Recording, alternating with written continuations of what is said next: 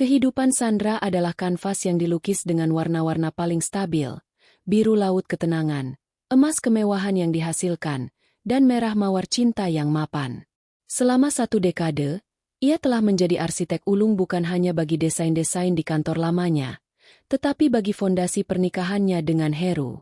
Mereka adalah pasangan ideal di mata seluruh klan Sanjaya yang terpandang.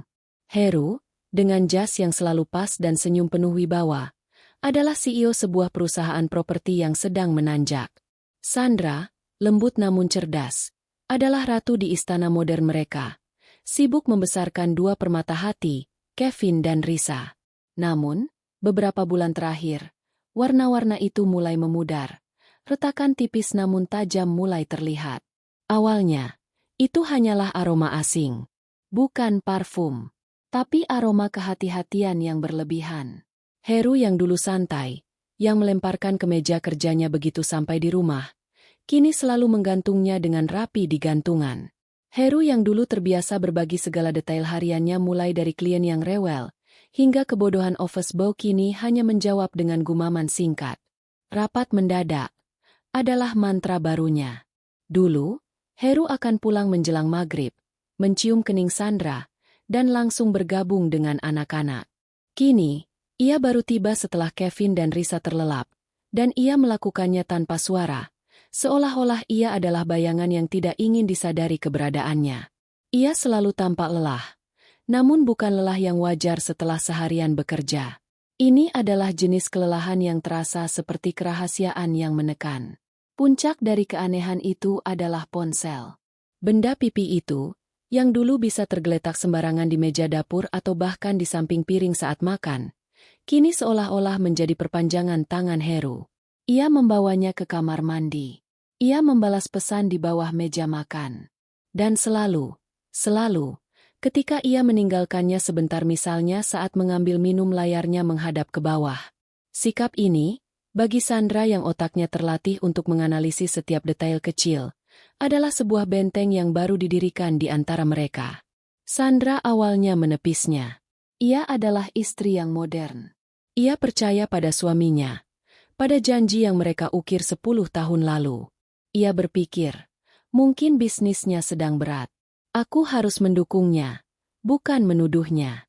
Tetapi, naluri seorang istri, yang merupakan perpaduan antara cinta dan intuisi, adalah suara yang sulit dibungkam. Suara itu berbisik. Ini bukan tekanan kerja, Sandra. Ini adalah sembunyi. Suatu malam, sekitar pukul 1 dini hari, Sandra terbangun.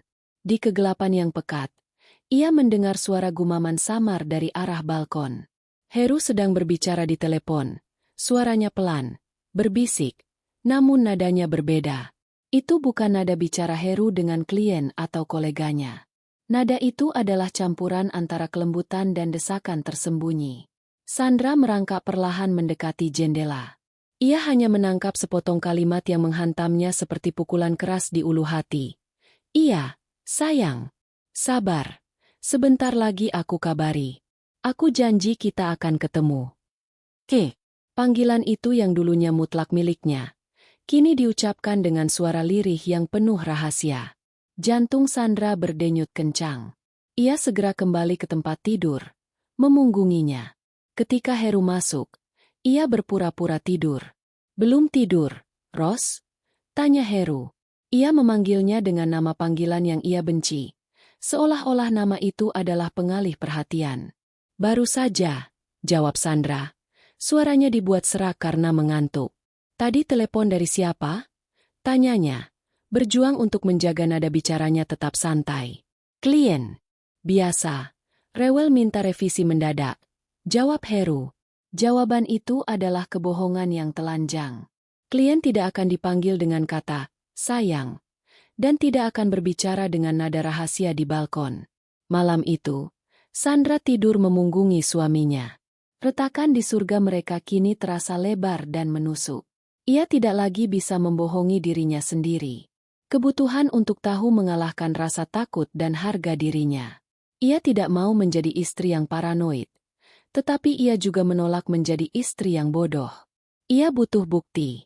Kesempatan emas datang di hari Sabtu. Heru, yang baru pulang menjelang subuh dari rapat investasi, tampak sangat lelah. Ia masuk ke kamar mandi untuk berendam air hangat yang lama. Di atas nakas, tergeletak harta karunnya yang paling berharga dan rahasia, ponselnya. Jantung Sandra berdebar. Tangannya dingin. Ia merasakan getaran aneh antara rasa bersalah melanggar privasi dan dorongan kuat untuk membela kebenaran. Ia mengambil ponsel itu. Tiba-tiba, ponsel itu bergetar. Sebuah notifikasi pesan masuk yang tidak perlu dibuka. Maya, makasih ya sayang semalam. Can't wait for next one. Kamu hebat. Dunia Sandra runtuh dalam 1 detik. Nama itu, Maya, diakhiri dengan emoji hati berwarna merah.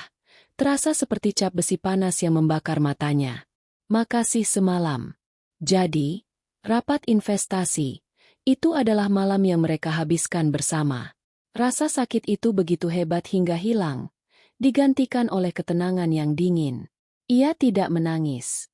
Amarahnya mengeras menjadi tekad. Ia meletakkan ponsel itu persis di posisi semula, seolah tak pernah tersentuh. Lalu bergegas keluar kamar sebelum Heru selesai. Namun, ia tahu ini baru permulaan. Ia tidak akan melawan dengan air mata. Ia akan melawan dengan fakta dan panggung. Sejak saat itu, Sandra menjadi seorang penyelidik yang terluka. Ia menunggu malam yang tepat saat Heru tertidur lelap setelah minum bir, kebiasaan baru yang muncul bersama kebohongan, untuk mengambil ponsel itu lagi. Kata sandinya, tanggal pernikahan. Ironi yang menyakitkan. Jari jemarinya yang kini stabil, menari di atas layar, membuka kotak Pandora, galeri foto, folder tersembunyi bernama Proyek Baru. Isinya puluhan foto Maya. Maya di dalam mobil Heru, Maya di suite hotel mewah, dan foto Heru memeluk Maya. Setiap gambar adalah tusukan baru. Aplikasi pesan, percakapan dengan Maya. Heru menjelek-jelekan Sandra, menyebutnya monoton dan membosankan. Kamu beda, Mei. Kamu bikin aku hidup lagi. Kalimat-kalimat manis yang ia ucapkan untuknya kini menjadi milik wanita lain. Mobile banking. Ini adalah pukulan terakhir. 3 riwayat transfer bulanan yang konsisten ke rekening atas nama Maya Santika. Keterangannya selalu samar. Dana investasi. Total dana yang mengalir setara dengan biaya sekolah anak-anak mereka selama setahun. Sandra tidak menghapus apapun.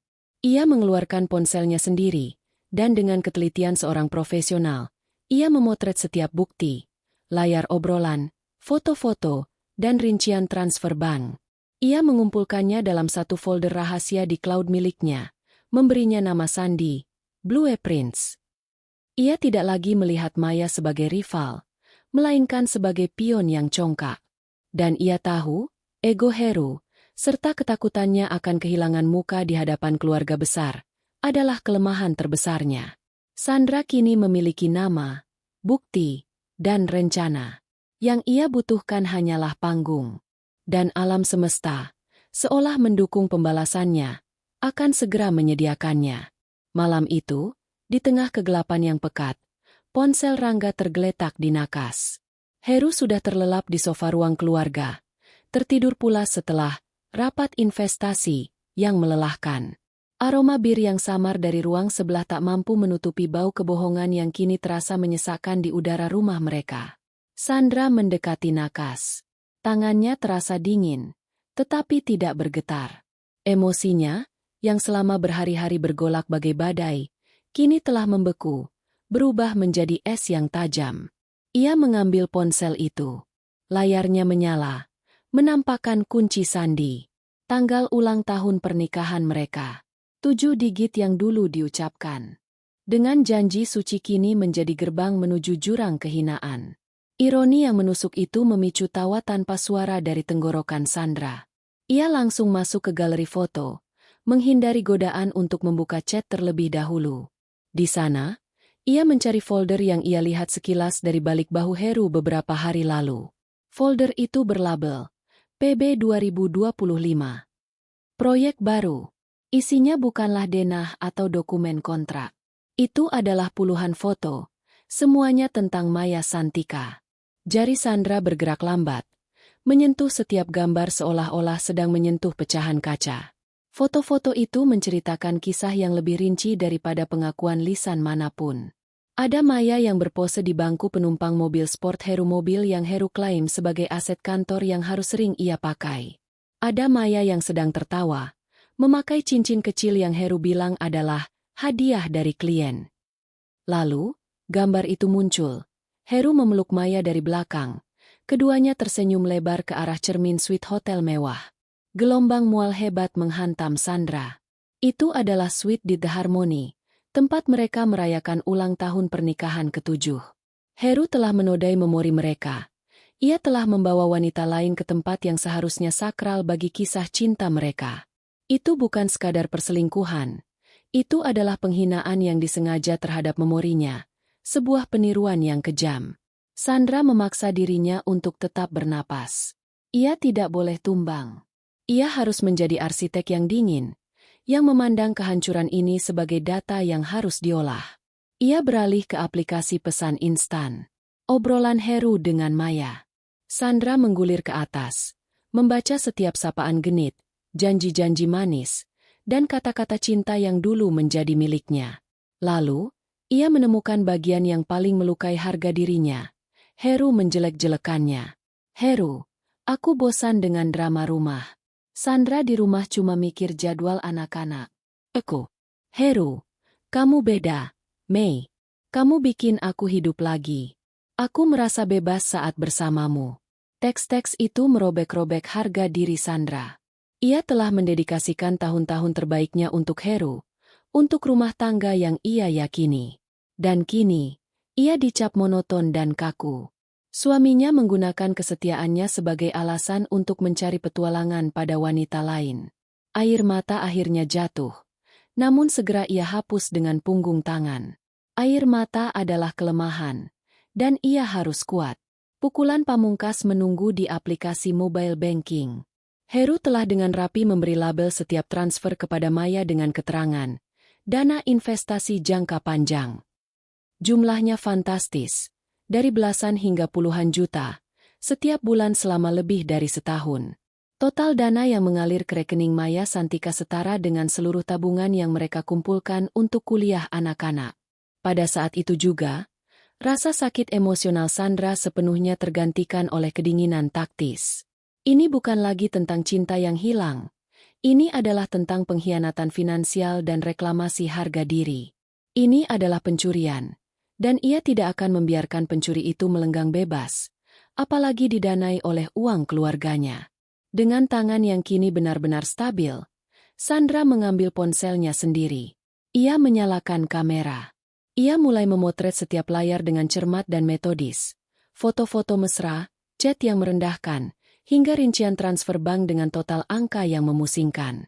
Ia menyimpannya dalam folder rahasia di cloud pribadinya, memberinya nama sandi, Blue Prince. Amunisi telah siap. Sejak saat itu, Sandra bukan lagi istri yang berduka. Ia adalah seorang ahli strategi yang terluka. Ia mulai menganalisis musuhnya. Maya Santika adalah tipe wanita yang haus validasi. Profil media sosialnya adalah etalase kemewahan dan narasi pribadi yang dibuat-buat seorang boss lady yang suka memamerkan kesuksesan yang sebenarnya didanai Heru. Ia adalah pion yang congkak, dan kelemahannya adalah ego dan kebutuhan akan panggung. Heru adalah target utama. Ketakutan terbesarnya bukanlah kehilangan Sandra, melainkan kehilangan citra dan kehormatan di hadapan ayahnya, seorang pensiunan pejabat yang dihormati. Kehancuran Heru harus terjadi di hadapan orang-orang yang pendapatnya paling penting. Sandra menghela napas. Ia tahu medan perangnya bukan di ruang sidang pengadilan atau kamar tidur mereka. Pertempuran harus terjadi di medan yang paling sensitif bagi Heru, panggung kehormatan keluarga. Ketika ibu mertuanya menelepon beberapa hari kemudian, dengan suara riang mengumumkan bahwa perayaan pernikahan ke-40 mereka akan digelar besar-besaran di Grand Ballroom Hotel Mahameru, dan meminta Sandra menjadi panitia utama, Sandra tersenyum. Senyum itu tidak sampai ke matanya. Itu adalah senyum predator yang menemukan perangkap yang sempurna. Baiklah, Mas Heru, batin Sandra, menatap pantulan dirinya di jendela. Kamu kira aku hanya ibu rumah tangga biasa yang bisa kamu tipu. Tapi kamu salah. Aku adalah arsitek. Dan kali ini, aku akan merancang proyek kehancuranmu sendiri, dan aku akan membangunnya di depan mata semua orang yang paling kamu hormati. Keputusan telah dibuat. Transformasinya telah lengkap. Dari korban, ia telah menjadi hakim, juri, dan eksekutor bagi persidangannya sendiri. Setelah ibu mertuanya menutup telepon, ruangan kerja Sandra terasa hening, namun bukan lagi sunyi. Ruangan itu bergetar dengan energi yang terfokus. Telepon itu adalah konfirmasi yang ia butuhkan. Acara syukuran pernikahan 40 tahun ayah dan ibu Heru akan menjadi panggungnya. Tanggal dan lokasi sudah pasti. Grand Ballroom Hotel Mahameru. Audiens sudah terkumpul. Seluruh klan Sanjaya, kolega terpenting Heru, dan wajah-wajah yang paling ia takuti kehilangannya. Kini, tugas Sandra adalah memastikan satu-satunya orang yang tidak boleh ada di sana Maya Santika justru harus hadir, tampil mencolok, dan sendirian. Fase konstruksi jebakan dimulai dengan analisis tajam terhadap target, Maya. Sandra tahu, wanita itu terobsesi pada citra dan pengakuan publik. Kelemahan ini adalah fondasi yang akan ia gunakan untuk mendirikan tiang gantungan. Langkah pertama adalah membuat entitas yang sah, yang memiliki bobot institusional. Sandra, yang pernah bekerja di firma arsitek besar dan tahu seluk-beluk branding, merancang nama yang terdengar agung dan mulia, Yayasan Citra Perempuan Nusantara, YCPN. Nama itu terkesan resmi, nasionalis, dan syarat akan pemberdayaan wanita, semua hal yang akan menyilaukan ego Maya. Ia membuat alamat email panitia yang terkesan kredibel. Sekretariat YCPN emailhost.com. Kemudian, ia menghabiskan waktu berjam-jam untuk merancang template kop surat digital dengan logo minimalis siluet bunga teratai yang sedang mekar, melambangkan keanggunan dan pencerahan. Ironi pahit ini membuatnya menyunggingkan senyum tipis. Ia merancang branding kemurnian untuk memicu kehinaan. Langkah kedua, merancang umpan yang tak tertolak. Ia menyusun draft email yang ditujukan langsung ke alamat profesional Maya. Setiap kata dipilih dengan cermat untuk membelai ego Maya sekaligus menanamkan rasa urgensi dan eksklusivitas.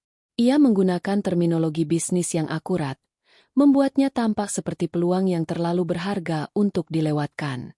Kepada Ibu Maya Santika yang terhormat, mewakili segenap Dewan Kurator Yayasan Citra Perempuan Nusantara, kami dengan bangga memberitahukan bahwa Anda telah terpilih sebagai salah satu nominator finalis untuk Penghargaan Permata Citra 2025 dalam kategori Wanita Inspiratif di bidang pemasaran properti. Jejak digital Anda yang kuat serta citra wanita modern dan mandiri telah menarik perhatian Dewan Juri Rahasia kami. Kami melihat Anda sebagai figur yang layak dipublikasikan secara nasional.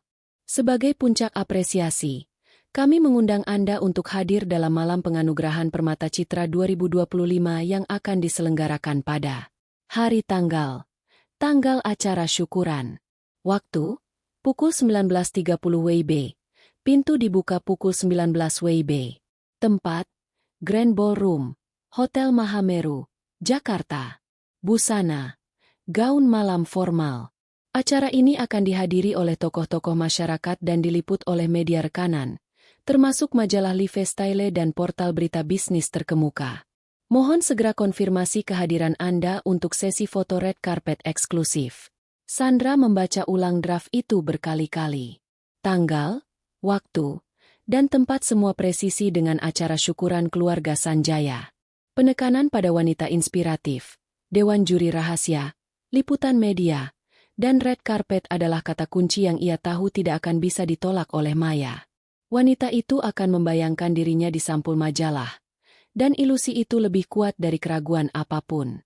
Dengan jantung yang berdetak tak menentu, ia menekan tombol kirim.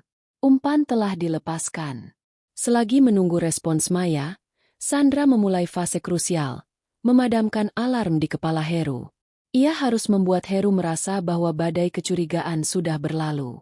Ia harus menjadi istri yang sempurna, menaikkan standar pelayanan hingga Heru merasa bersalah, aman, namun juga lega. Kelegaan itu adalah racun yang akan mematikan naluri bertahan Heru. Pagi-pagi ia bangun, tidak lagi menyeduh kopi biasa, tetapi menyiapkan manual brew V60 yang rumit jenis kopi yang pernah Heru sebut ingin ia coba. "Pagi, Mas." Sapanya dengan senyum lembut yang ia latih di depan cermin. "Ku coba buatkan kopi spesial. Biar semangat kerjanya." Heru tampak terkejut. Kelegaan yang kentara melintas di matanya. Ia pasti berpikir, syukurlah, Sandra sudah kembali normal. Dia sudah melupakan keanehan kemarin. Sepanjang hari, Sandra bertanya tentang proyek kerja Heru dengan penuh minat, mengangguk-angguk seolah ia tidak tahu bahwa proyek baru itu adalah kode untuk waktu yang dihabiskan bersama Maya. Malamnya, meskipun Heru pulang larut, Sandra menyambutnya tanpa wajah masam, bahkan menyiapkan air hangat dan makan malam yang ia jaga tetap hangat. "Pasti capek sekali, ya," bisik Sandra, memijat bahu Heru. "Aku tahu kamu kerja keras juga untuk kita." Sentuhan dan kata-kata palsu itu melucuti sisa-sisa pertahanan Heru. Ia merasa bersalah, ya, tetapi rasa bersalah itu cepat ditutup oleh arogansi dan kelegaan. "Istriku memang yang terbaik. Dia tidak tahu apa-apa. Aku bisa memiliki segalanya." Setiap kebohongan, setiap sentuhan palsu, dicatat oleh Sandra. Semakin tinggi ia mengangkat Heru dengan pujiannya, semakin keras suara jatuhnya nanti. 3 hari kemudian, sebuah balasan masuk ke email YCPN. Dari Maya Santika. Isinya singkat, profesional, namun penuh antusiasme yang tertahan. Maya bertanya tentang detail panelis juri dan apakah majalah High Society akan meliput, menunjukkan bahwa umpan gengsi telah bekerja sempurna. Sandra membalas dengan cekatan, menjelaskan bahwa dewan juri bersifat anonim, dan akan ada beberapa portal berita gaya hidup digital yang meliput. Namun, email saja tidak cukup. Sandra perlu mengunci kesepakatan secara pribadi, memastikan tidak ada peluang Maya membatalkan di menit terakhir. Ia membeli kartu SIM prabayar baru, memasangnya di ponsel cadangan. Ia melatih suaranya agar terdengar formal dan sedikit berwibawa, seperti seorang sekretaris yayasan yang sibuk. "Halo, selamat siang Ibu Maya Santika. Saya Ranti dari Sekretariat YCPN. Saya hanya ingin mengkonfirmasi kehadiran Anda secara langsung. Prestasi Anda memang layak mendapatkan apresiasi," kata Sandra, suaranya mantap. Di seberang sana, suara Maya terdengar ceria, bersemangat. "Oh, halo Mbak Ranti. Iya, saya pasti datang. Saya tidak akan melewatkannya. Mohon kenakan gaun malam terbaik Anda, Bu. Akan ada sesi foto khusus di red carpet yang bisa Anda gunakan untuk branding pribadi," tambah Sandra, memberikan sentuhan umpan terakhir. "Pasti. Terima kasih banyak," jawab Maya. Semangatnya meluap-luap. Jebakan telah terpasang sempurna. Maya tidak hanya memakan umpan, ia menelannya bulat-bulat, didorong oleh kebutuhan mendesaknya akan pengakuan. Sandra mengambil screenshot terakhir dari email konfirmasi resmi Maya dan menyimpannya di folder Blueprints. Sisa waktu hingga hari H ia gunakan untuk menyiapkan detail teknis. Ia, sebagai panitia, memiliki akses penuh ke sistem multimedia hotel. Ia memesan proyektor dengan resolusi tertinggi dan memastikan laptop yang akan ia gunakan tidak terhubung ke jaringan utama keluarga. Semua bukti, foto, chat, dan rincian transfer diurutkan dalam slide presentation yang sederhana, elegan, dan mematikan. Ia akan naik ke panggung bukan sebagai istri yang cemburu, tetapi sebagai seorang presenter yang akan mempersembahkan presentasi keuangan paling eksplosif dalam sejarah keluarga Sanjaya. Ia hanya perlu menunggu. Waktu, kini, adalah sekutunya yang paling setia. 7 hari menjelang hari H terasa seperti 7 tahun bagi Sandra. Ia menjalankan perannya dengan presisi yang mengerikan. Ia adalah istri, menantu, dan panitia sempurna yang menjalankan tugasnya tanpa celah. Ironisnya, di minggu terakhir inilah Heru menunjukkan perhatian yang paling tulus dalam beberapa bulan terakhir. Ia memuji dekorasi yang dipilih Sandra. Ia bahkan bertanya apakah Sandra lelah. Ia tidak tahu bahwa setiap pujian adalah bata yang menambah beban tiang gantungan yang sedang disiapkan Sandra. Sandra tahu, Heru kini benar-benar merasa aman. Ia yakin bahwa Sandra tidak tahu apa-apa. Dan ia berhasil menyingkirkan perselingkuhan itu dari perhatian publik. Heru bahkan bersikap santai ketika Sandra mengkonfirmasi detail tata letak panggung dan sistem proyektor, menganggapnya sebagai urusan teknis panitia belaka. Pastikan fontnya terbaca jelas, sayang, ujar Heru malam itu, sibuk mengikat dasinya untuk menghadiri jamuan makan malam persiapan. Ayah sangat peduli dengan detail visual. Oh, aku akan memastikan semua orang, terutama ayah, akan melihat detail visual dengan sangat jelas. Batin Sandra menahan senyum dingin. Hari yang ditunggu tiba. Grand Ballroom Hotel Mahameru berkilauan, dihiasi karangan bunga mawar putih dan chandelier kristal raksasa. Musik jazz yang lembut mengalun, menyambut tamu-tamu terhormat, kolega Heru yang paling berpengaruh, tokoh masyarakat, dan yang paling penting, seluruh keluarga besar Sanjaya. Sandra mengenakan gaun biru navi yang anggun, melambangkan ketenangan yang sempurna. Ia bergerak lincah sebagai nyonya rumah yang cekatan, menyambut mertuanya dengan pelukan hangat dan senyum tulus yang tersimpan di wajahnya. Heru, dalam balutan tuxedo hitam yang elegan, tampak gagah dan berwibawa. Ia berdiri di samping ayahnya, menerima pujian dan jabat tangan dari para tamu, memancarkan aura pria sukses yang memiliki segalanya, karir cemerlang, istri setia, dan keluarga yang harmonis. Ia tidak tahu bahwa dalam waktu kurang dari 1 jam, citra itu akan hancur lebur, terkikis oleh data yang disajikan oleh wanita yang kini berdiri di sampingnya. Pukul 19, ruangan sudah penuh. Heru semakin bersemangat. Ia mengobrol dengan paman dan bibinya, tertawa lepas, sepenuhnya yakin bahwa semua berjalan sesuai rencana-rencana pernikahan keluarganya. Sandra melirik jam tangan. Pukul 19.15. Sesuai timeline yang ia kirimkan melalui email fiktif YCPN, Maya seharusnya sudah tiba. Ia berjalan ke sudut ruangan, pura-pura memeriksa pencahayaan. Di sana, ia mengirimkan pesan singkat kepada asistennya di hotel, seorang bellboy yang ia kenal dekat. Siaga di pintu masuk Grand Ballroom. Laporkan tamu yang datang dengan gaun malam mencolok, mencari red carpet. Beberapa menit kemudian, ponsel Sandra bergetar. Asisten, tamu wanita. Gaun merah menyala. Bu. Sedang bertanya ke resepsionis. Tampak panik mencari award gala. Napas Sandra tercekat. Bukan karena takut, melainkan karena kepuasan yang dingin. Umpannya berhasil. Maya telah melangkah ke dalam perangkap. Pukul 19.30. Tepat ketika MC memulai sambutan pembuka untuk menyambut orang tua Heru, pintu Grand Ballroom terbuka. Musik jazz yang mengalun tiba-tiba terasa sumbang. Semua mata berpaling. Maya Santika melangkah masuk. Ia datang sesuai instruksi, mengenakan gaun malam ball gaun merah menyala yang berlebihan, sangat kontras dengan gaun-gaun pastel dan formal yang dikenakan oleh tamu keluarga Sanjaya. Riasannya tebal, rambutnya ditata mewah, dan ia membawa tas tangan mahal.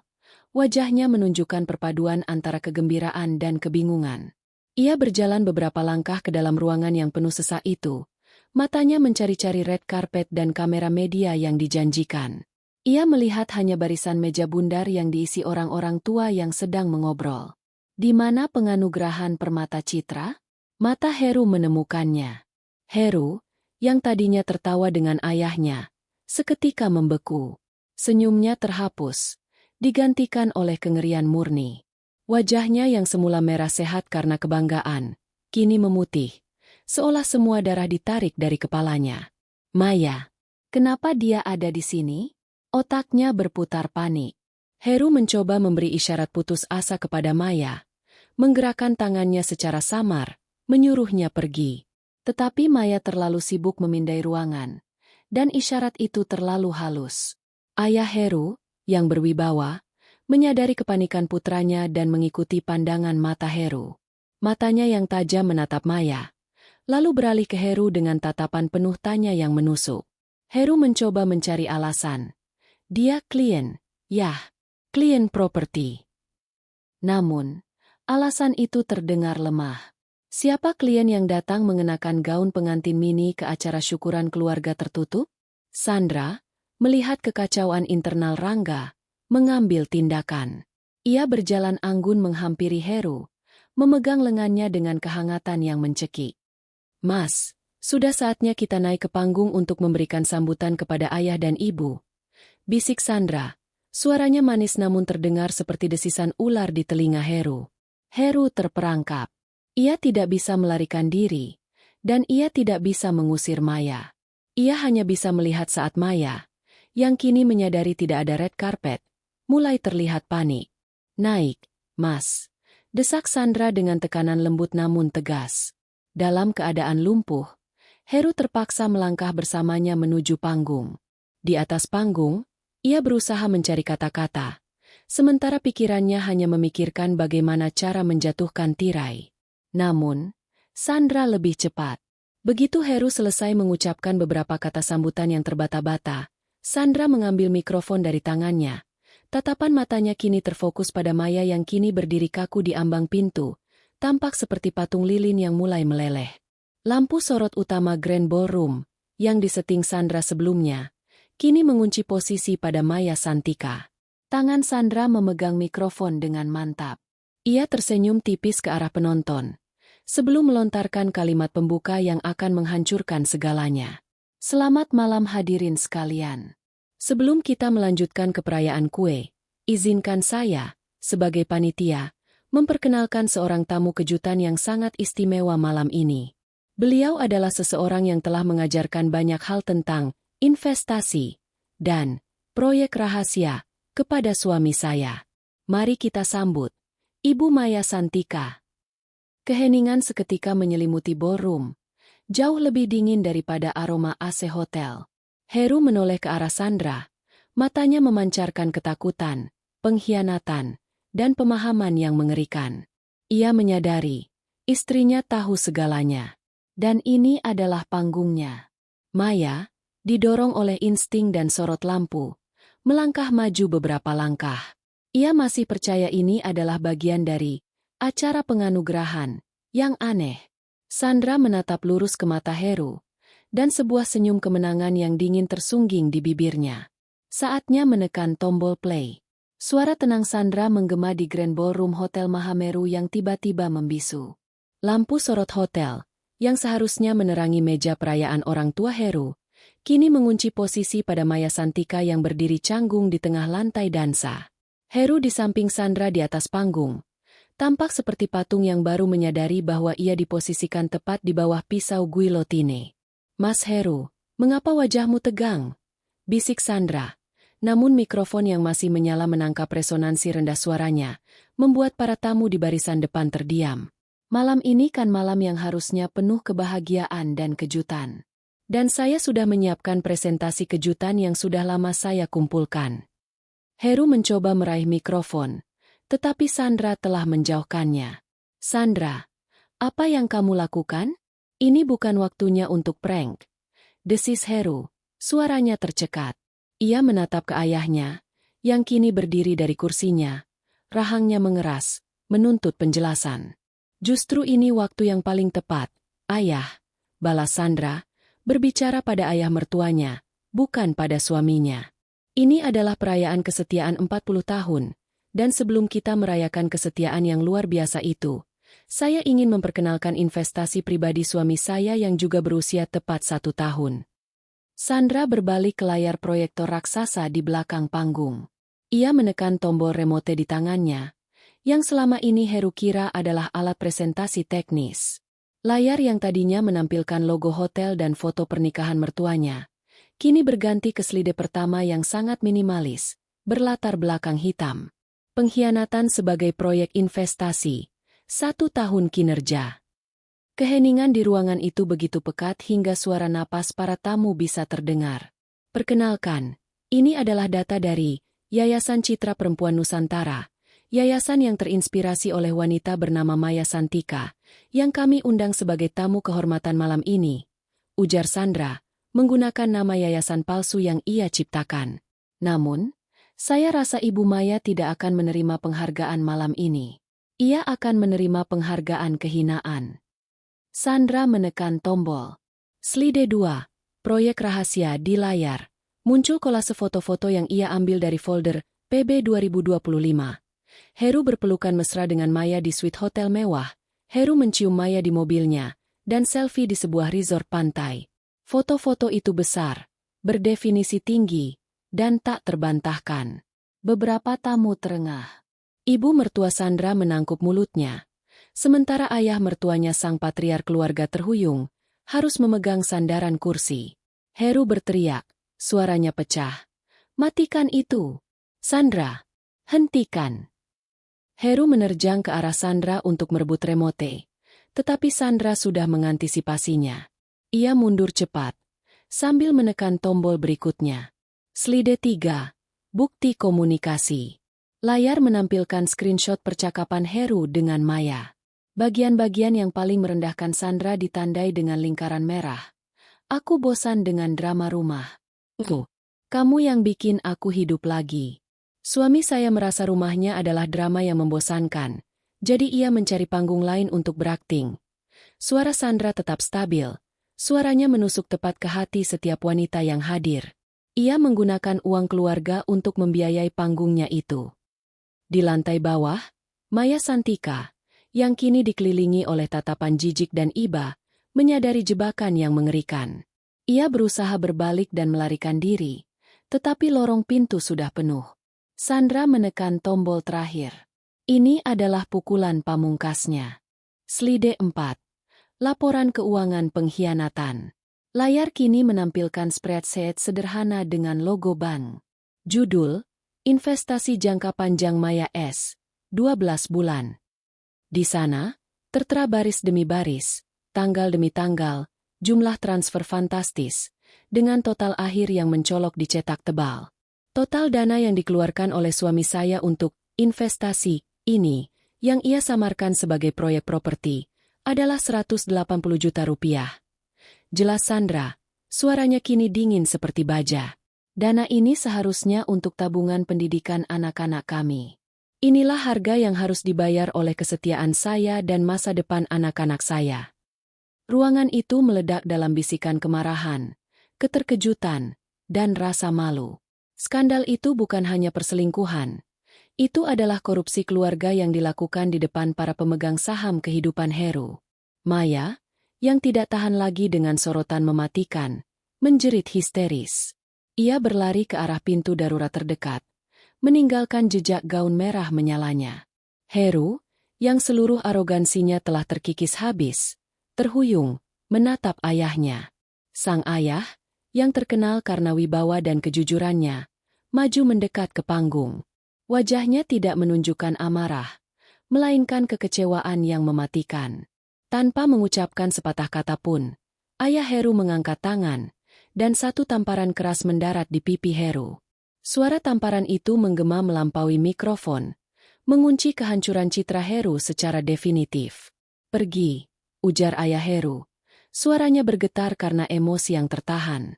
"Jangan tunjukkan wajahmu padaku malam ini." Heru Sanjaya, sang CEO yang dihormati, kini terdampar di atas panggung, lumpuh, menangis tanpa suara di hadapan ratusan orang yang dulunya menghormatinya. Sandra melihat pemandangan itu. Ia tidak merasakan kepuasan yang riang, melainkan ketenangan yang mendalam. Keadilan telah ditegakkan. Ia telah mengambil kembali kendali atas narasi dan nasibnya. Ia mematikan proyektor, meletakkan remote di podium, dan melangkah turun dari panggung yang baru saja ia ubah menjadi panggung hukuman. Pesta syukuran itu berakhir dalam kekacauan. Para tamu berbisik, lalu beranjak pergi, meninggalkan Heru sendirian dalam reruntuhan citranya. Tugas Sandra selesai. Kini, ia hanya perlu menata puing-puingnya, tetapi kali ini, ia akan membangunnya dengan aturannya sendiri. Malam kehancuran di Grand Ballroom berakhir dengan keheningan yang lebih mematikan daripada ledakan emosi apapun. Sandra meninggalkan Hotel Mahameru bukan dengan kemarahan, tetapi dengan rasa hampa yang membingungkan. Ia tahu ia telah memenangkan pertempuran, tetapi kemenangan itu terasa berat, berlumuran kepingan harga diri yang telah hancur. Ia kembali ke rumah besar mereka, rumah yang kini terasa seperti monumen kebohongan. Anak-anak sudah tidur, tidak tahu bahwa di luar sana, ayah mereka telah menjadi subjek gosip paling panas di lingkaran sosial Jakarta. Heru pulang menjelang subuh. Bau alkohol, keringat, dan kehinaan menempel di tubuhnya. Ia tidak masuk ke kamar utama. Sandra mendengarnya terhuyung ke kamar tamu, menutup pintu dengan bunyi pelan. Tidak ada tangisan, tidak ada permohonan. Hanya keheningan yang pasrah. Keesokan harinya, rumah itu diselimuti suasana perang dingin. Pagi-pagi sekali, ponsel Heru, yang kini bebas ia tinggalkan di mana saja, terus berdering. Sandra mendengarnya dari dapur telepon dari ayahnya. Itu bukan lagi suara amarah, melainkan instruksi bisnis yang dingin. Heru diharuskan mundur dari posisi CEO, sementara posisi itu diisi oleh Paman Rangga. Ayah Heru telah mengambil langkah drastis untuk mengendalikan kerusakan citra perusahaan. Heru dilarang menghadiri acara publik manapun. Ia dikarantina sosial, dikucilkan oleh klan Sanjaya yang menjunjung tinggi kehormatan. Konsekuensi tidak hanya menimpa Heru. Berita tentang skandal di ballroom Mahameru menyebar liar, meskipun media formal berhasil dibungkam. Namun, di grup-grup chat sosialita, di lingkaran bisnis, dan di perkumpulan arisan, nama Heru dan Maya menjadi sinonim pengkhianatan. Maya Santika, kehilangan sumber dana utamanya, dan citra dirinya hancur lebur. Akun media sosialnya diserbu komentar, dan ia terpaksa menghapus semua yang ia banggakan. Heru berjalan di rumah seperti hantu.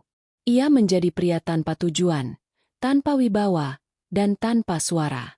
"Aku akan menyiapkan kamar di bawah, Mas," ujar Sandra, berbicara kepada Heru di meja makan, 2 hari setelah kejadian itu. Kata-katanya disampaikan dengan nada datar saat ia menyajikan kopi, bukan lagi dengan cinta, tetapi dengan efisiensi. "Kamar ini akan menjadi tempat tinggalmu sampai kita menemukan solusi jangka panjang. Kita akan tetap tinggal di bawah satu atap demi anak-anak, tapi hanya sebagai rekan orang tua." Heru hanya mengangguk, matanya kosong. Ia tidak membantah, karena ia tahu ia tidak punya hak lagi. Ia telah kehilangan kuasa, tidak hanya atas rumah tangganya, tetapi juga atas dirinya sendiri. Hubungan mereka berubah menjadi operasi logistik. Mereka berbicara hanya untuk urusan anak-anak, jadwal sekolah, event les, atau keperluan rumah tangga. "Kevin harus diantar les piano jam 4, kata Sandra. "Baik," jawab Heru. Tidak ada kata, sayang, tidak ada sentuhan, tidak ada kontak mata yang bertahan lebih dari 2 detik. Kamar utama menjadi benteng Sandra, dan kamar tamu menjadi sel isolasi Heru. Dalam keheningan itu, Sandra menemukan kekuatannya kembali. Ia mulai fokus pada dirinya. Ia menghidupkan kembali jaringan profesionalnya, yang sudah lama ia tinggalkan demi peran sebagai ibu rumah tangga yang sempurna. Ia membuka kembali email lamanya, menghubungi rekan-rekan arsitekturnya. Ia menyewa pengacara terbaik, bukan untuk perceraian segera, tetapi untuk merancang kontrak hidup mereka yang baru. Pengacara itu, seorang wanita parubaya yang cerdas dan pragmatis, terkejut melihat detail bukti yang dikumpulkan Sandra. "Nyonya Sanjaya," kata pengacara itu, "Anda punya semua kekuatan. Kami bisa menghabisi Heru di pengadilan." "Saya tidak ingin menghabisinya di pengadilan," balas Sandra dingin. "Saya ingin menghabisinya di kehidupannya. Saya ingin dia hidup dalam syarat-syarat yang saya buat. Dan dia harus selalu tahu bahwa saya memegang kendali penuh atas nasibnya." Sandra tahu, Heru yang dipecat, Heru yang dipermalukan, dan Heru yang takut akan tatapan ayahnya, jauh lebih patuh daripada Heru yang arogan dan penuh uang. Inilah saatnya ia meletakkan fondasi baru untuk masa depannya, yang tidak akan pernah lagi bergantung pada kesetiaan suaminya. 2 bulan berlalu. Heru menjadi pengangguran penuh waktu, menghabiskan waktunya membaca buku-buku di ruang kerja yang dulu ia gunakan untuk merencanakan perselingkuhannya. Anak-anak melihat ayah mereka ada di rumah, tetapi tidak berinteraksi seperti dulu. Suasana rumah terasa sunyi dan menekan. Suatu malam, Sandra memanggil Heru ke meja makan. Meja itu bersih, tidak ada makanan, hanya tumpukan dokumen tebal. "Aku sudah memutuskan," ujar Sandra, membuka dokumen itu. "Ini bukan surat cerai, Mas. Ini adalah perjanjian kehidupan bersama yang baru. Aku memberimu kesempatan kedua, tetapi bukan sebagai suami istri. Ini adalah kemitraan yang sangat ketat, murni demi anak-anak. Dan aku adalah CEO dalam kemitraan ini. Heru tampak putus asa, namun ada sedikit harapan di matanya kesempatan kedua. Apa syaratnya, Ross? Tanyanya, menggunakan nama panggilan yang disukainya. Jangan panggil aku Ross. Potong Sandra tajam. Panggil aku Sandra. Dan syaratnya non-negosiasi. 1. Transparansi finansial mutlak. Semua aset, rekening bank pribadi, yang akan segera ditutup, investasi, dan penghasilan masa depan Heru harus disalurkan ke rekening bersama di bawah manajemen tunggal Sandra. Heru hanya menerima tunjangan bulanan yang ditetapkan Sandra. 2. Terapi wajib dan mandiri. Heru harus menjalani terapi psikologis mingguan yang wajib. Terapis akan dipilih oleh Sandra. 3. Kembalinya Sandra ke karir. Sandra akan membuka firma arsitekturnya kembali. Heru wajib menjadi manajer rumah tangga penuh waktu, mengurus semua logistik anak dan domestik. 4. Klausul pengkhianatan. Ini yang terpenting, tegas Sandra. Ini adalah masa percobaan seumur hidup. 1 kebohongan lagi, sekecil apapun, 1 chat mencurigakan, 1 transfer dana rahasia. Tamat. Pengacaraku sudah menyiapkan surat cerai dengan perjanjian yang sangat merugikanmu. Aku akan pergi diam-diam bersama anak-anak. Dan kamu tidak akan bisa melawan. Sandra mendorong dokumen itu ke depan Heru. Heru menatap dokumen itu, lalu menatap Sandra. Ia melihat seorang wanita yang ia hianati, tetapi kini telah menjelma menjadi pengendali takdirnya. Ia telah mengubah cinta menjadi sistem kontrak yang dingin. Heru menghela napas, mengambil pena. Ia tidak punya pilihan. Kehormatan telah hilang. Ia hanya bisa membeli kembali kesempatan untuk berada di dekat anak-anaknya. Ia menandatangani dokumen itu, mengukuhkan kekalahan totalnya. Sandra mengamati tanda tangannya. Ketenangan dingin memenuhi dirinya. Ia telah mengakhiri babak kehinaan dan kini siap menjadi arsitek bagi kehidupan yang baru. Sebuah kehidupan di mana ia yang memegang kendali penuh. 2 bulan setelah penandatanganan, perjanjian kehidupan bersama yang baru, rumah besar keluarga Sanjaya beroperasi dengan presisi jam yang dingin. Suasana rumah tidak lagi penuh dengan drama yang mencekik, melainkan terstruktur oleh aturan yang tidak dapat diganggu-gugat, yang seluruhnya dirancang oleh Sandra. Sandra telah kembali menjadi dirinya yang dulu bahkan lebih baik. Ia membuka kembali firma arsitekturnya. Tidak ada lagi penundaan, tidak ada lagi kompromi. Ia bekerja dari rumah, mendesain ulang tata letak hidupnya sendiri. Kliennya terkesan dengan ketajaman dan fokusnya. Mereka tidak tahu bahwa drive profesionalnya yang baru ini didorong oleh tekad untuk memastikan kemandirian total. Heru, di sisi lain, telah bertransformasi menjadi manajer rumah tangga yang patuh dan penuh penyesalan. Ia mengurus jadwal anak-anak, memastikan Kevin tiba di kelas piano tepat waktu, dan Risa menyelesaikan tugas menggambar. Ia belajar memasak dari video YouTube dan mengelola anggaran bulanan yang ketat yang ditetapkan oleh Sandra. Ironisnya, kini ia harus melapor detail pengeluaran harian dan mingguan kepada Sandra. Sebuah ironi yang menyakitkan mengingat ia dulunya adalah CEO yang mengendalikan ratusan miliar. Ia tidak punya pilihan. Setiap pengeluaran di atas Rp500.000 harus mendapat persetujuan tertulis dari Sandra. Uang tunjangan bulanannya hanya cukup untuk bensin dan keperluan pribadinya yang paling dasar. Heru secara wajib menjalani terapi psikologis mingguan dengan terapis pilihan Sandra, Dr. Anggraeni. Dr. Anggraeni adalah profesional yang netral, tetapi ia diminta Sandra untuk mengirimkan laporan kemajuan yang objektif. Laporan itu bukanlah tentang emosi Heru, melainkan tentang tanggung jawab dan transparansi. Heru sering mencoba mengungkit masa lalu saat sesi terapi. Ia mencoba menyalahkan tekanan kerja, kekosongan emosional, atau godaan maya. Namun, Sandra telah merenggut haknya untuk mencari pembenaran. Di rumah, Heru mencoba mencari celah untuk keintiman yang hilang. Suatu malam, ia mencoba menyentuh tangan Sandra saat mereka menonton berita satu-satunya momen mereka duduk berdekatan. Sandra menarik tangannya dengan cepat. Tatapannya dingin. Kita sudah sepakat, Mas Heru. Tidak ada kontak fisik yang tidak perlu. Kita hanya rekan kerja dalam mengasuh anak-anak. Jika kamu melanggar batas, aku akan menganggapnya sebagai pelanggaran kontrak. Heru menarik tangannya. Wajahnya menunduk. Ia sudah belajar. Aturan Sandra bukanlah permintaan, melainkan hukum. Sandra tidak pernah menurunkan kewaspadaannya. Meskipun Heru sudah patuh, naluri arsiteknya yang terhianati menuntut verifikasi berkelanjutan. Setiap akhir bulan, ia melakukan audit mendadak.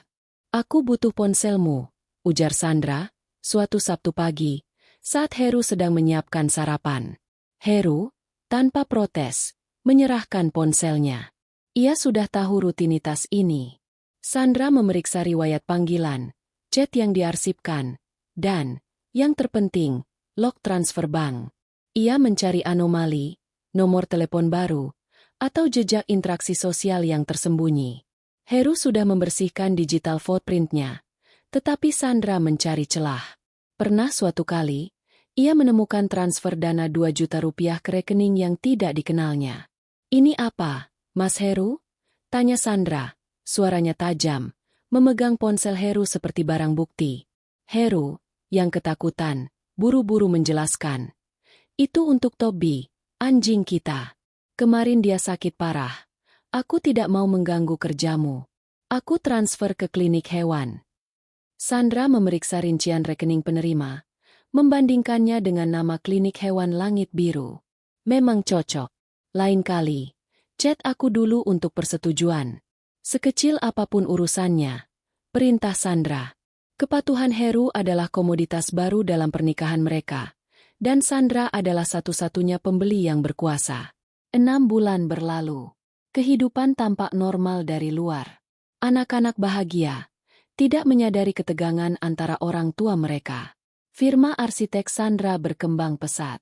Suatu malam, setelah anak-anak tidur, Heru mendekati Sandra yang sedang duduk di ruang kerjanya. Aku minta maaf, San, ujar Heru, menggunakan nama panggilan yang kini diizinkan sebuah pengakuan terhadap kekuasaan baru Sandra. Aku tahu aku merusak segalanya. Tapi, aku ingin tahu, apakah ada harapan bagi kita? Bukan sebagai rekan kerja, tapi kita yang dulu.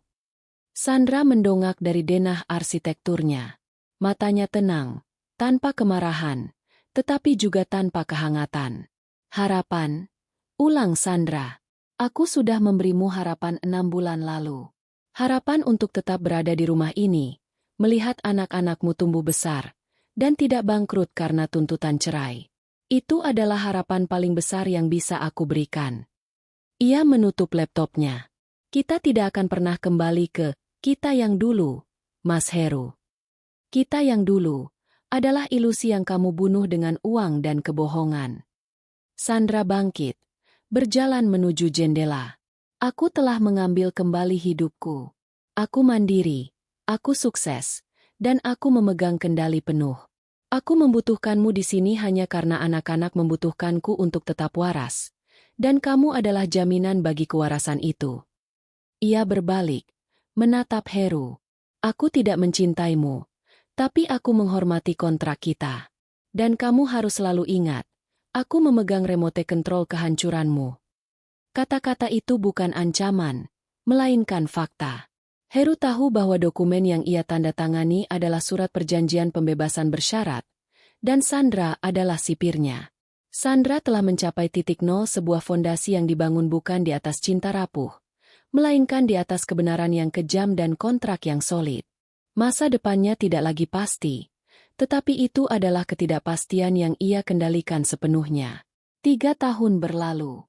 Grand Ballroom Hotel Mahameru tidak lagi menjadi simbol aib, tetapi menjadi penanda lahirnya era baru bagi Sandra. Skandal itu perlahan memudar dari gosip utama, digantikan oleh kekaguman terhadap kebangkitan profesionalnya. Firma arsitek Sandra kini menjadi nama terkemuka di industri, terkenal karena integritas dan ketajaman desainnya. Rumah tangga mereka berlanjut, persis seperti yang tertulis dalam perjanjian kehidupan bersama yang baru. Heru adalah pria yang berbeda. Kehilangan uang, jabatan, dan kehormatan telah merenggut arogansinya. Ia menjalankan tugasnya sebagai manajer rumah tangga dengan dedikasi seorang karyawan yang ketakutan dipecat. Ia kini jauh lebih dekat dengan anak-anak. Ia tahu setiap jadwal les, kebutuhan gizi, dan detail tugas sekolah mereka, tetapi kedekatan itu dipaksakan oleh kontrak. Ia tidak pernah lagi berani melanggar aturan Sandra. Ponselnya selalu terbuka. Laporan keuangannya selalu transparan. Ia adalah bukti hidup dari hukuman yang sempurna. Ia dipaksa melihat kesuksesan mantan istrinya sementara ia hidup dalam bayangan masa lalunya yang memalukan. Bagi Sandra, Heru adalah sebuah proyek yang berhasil direhabilitasi. Suatu sore, Sandra menerima laporan dari Dr. Anggraeni, terapis Heru. Dr. Anggraeni mencatat kemajuan emosional yang signifikan pada Heru. Ia telah menerima tanggung jawab penuh atas tindakannya. Heru kini hidup dengan rasa bersalah yang diinternalisasi. Sandra menyingkirkan laporan itu. Kemajuan emosional Heru tidak lagi relevan baginya. Yang relevan adalah kepatuhannya terhadap sistem. Suatu hari, saat menghadiri sebuah konferensi desain bergengsi, Sandra melihatnya Maya Santika. Maya tampak berbeda. Aura glamournya telah pudar. Ia bekerja di sebuah stan kecil, menjual jasa marketing properti skala kecil. Matanya tampak lelah, dan gaunnya tidak lagi berlebihan, melainkan sederhana dan praktis. Kejatuhan publik telah merenggut persona yang ia banggakan. Maya melihat Sandra. Untuk sesaat, mereka berdua terpaku. Ketegangan memenuhi udara. Maya, yang mungkin mengharapkan tatapan mengejek atau caci maki, justru dihadapkan pada tatapan yang sepenuhnya netral dari Sandra. Sandra berjalan mendekat. Ia tidak tersenyum. "Halo, Maya," sapanya. Suaranya tenang, profesional. Maya terkejut. "Sandra." Suaranya terdengar tercekat. Aku minta maaf soal semuanya." "Tidak perlu," potong Sandra. "Itu sudah menjadi urusan masa lalu dan telah diselesaikan." Sandra hanya ingin menutup bab ini sepenuhnya. Ia ingin menunjukkan bahwa Maya tidak lagi memiliki kekuatan emosional sedikit pun atas dirinya. "Aku dengar kamu sangat sukses sekarang," ujar Maya. Ada sedikit rasa iri yang tak terhindarkan dalam nada bicaranya. "Ya, aku sukses," jawab Sandra. "Aku sukses karena aku belajar bahwa aku tidak bisa mengandalkan kesetiaan orang lain, hanya pada kemampuan dan kemauanku sendiri." Sandra berhenti sejenak, lalu memberikan pukulan halus terakhir. "Aku harap kamu juga bisa menjadi wanita mandiri seutuhnya, tanpa bantuan dana investasi dari suami orang." Ia kemudian berbalik dan pergi, tanpa menunggu balasan. Pertemuan itu bukanlah konfrontasi emosional. Itu adalah validasi bahwa ia telah merancang kehancuran yang tepat, yang meninggalkan konsekuensi permanen. Meskipun segala aspek kehidupannya kini berada di bawah kendalinya, Sandra tahu bahwa kontrak mereka adalah sebuah penjara yang nyaman. Heru patuh. Tetapi kehadiran Heru tetap membatasi kebebasan pribadinya. Suatu malam, setelah firma arsiteknya memenangkan kontrak besar dan Heru berhasil mengurus event pentas seni riset tanpa celah, Sandra duduk di meja kerjanya. Di tangannya, ia memegang dua dokumen, perjanjian kehidupan bersama yang baru dan surat cerai yang telah disiapkan pengacaranya 3 tahun lalu. Ia tidak perlu menceraikan Heru untuk hukuman. Hukuman sudah terjadi. Ia tidak perlu menceraikan Heru untuk uang. Ia kini memiliki uang sendiri. Maka, pertanyaannya adalah, apa yang ia inginkan sekarang? Ia tidak lagi ingin membenci Heru. Ia lelah dengan peran sebagai pengawas yang dingin. Ia telah membuktikan dirinya kepada dunia, kepada keluarganya, dan yang terpenting, kepada dirinya sendiri. Ia telah mendapatkan kembali self-worth yang dicuri darinya. Sandra mengambil napas dalam-dalam. "Keputusan yang sulit adalah keputusan yang bebas," gumamnya. Ia mengambil surat cerai itu. Kali ini, ia tidak menempatkannya sebagai ancaman, melainkan sebagai pilihan untuk masa depan yang sepenuhnya miliknya. Ia memanggil Heru. Heru datang. Wajahnya penuh kekhawatiran. "Aku punya 2 dokumen di sini, Mas Heru," kata Sandra. Suaranya tidak lagi dingin, tetapi tegas. "Satu adalah kontrak kita yang sudah berjalan, dan satu lagi adalah surat cerai yang sudah siap kuserahkan." Heru menatapnya dengan putus asa. Aku sudah berusaha. Aku sudah patuh. Aku tahu, kata Sandra. Dan aku menghargai kepatuhanmu. Sandra mengambil surat cerai itu. Ia tidak merobeknya, tetapi meletakkannya kembali di map. Aku tidak menceraikanmu, Mas Heru, ujarnya. Tetapi aku juga tidak akan melanjutkan kontrak ini sebagai hukuman. Aku akan membebaskanmu. Heru tampak bingung. Membebaskan? Ya. Aku akan mengembalikan kendali atas hidupmu, jelas Sandra. Kamu bebas pindah. Kamu bebas mencari pekerjaan lain. Kamu bebas mencintai siapapun yang kamu mau. Aku tidak lagi peduli. Perjanjian keuangan akan dirombak menjadi tunjangan anak yang adil. Aku akan mengizinkanmu melihat anak-anak kapanpun. Aku akan menceraikanmu hanya jika kamu memintanya, atau jika kamu melakukan sesuatu yang membahayakan anak-anak. Sandra meletakkan map itu. Aku telah mendapatkan kembali apa yang aku butuhkan, dan kamu telah membayar utangmu. Kini, kita tidak lagi terikat oleh kontrak balas dendam, tetapi oleh pilihan bebas kita. Tinggal di sini sebagai ayah yang kooperatif, atau pergi dan memulai hidupmu. Terserah padamu. Dengan kata-kata itu, Sandra menyerahkan kembali kendali terakhir hak Heru untuk menentukan nasibnya sendiri. Sandra telah melangkah melewati pengkhianatan dan kehinaan, dan ia memilih untuk mengakhiri ceritanya, bukan dengan amarah yang membara, tetapi dengan kebebasan yang memukau. Keputusan itu kini ada di tangan Heru, dan bagi Sandra, ia telah menjadi arsitek takdir yang tak tertandingi.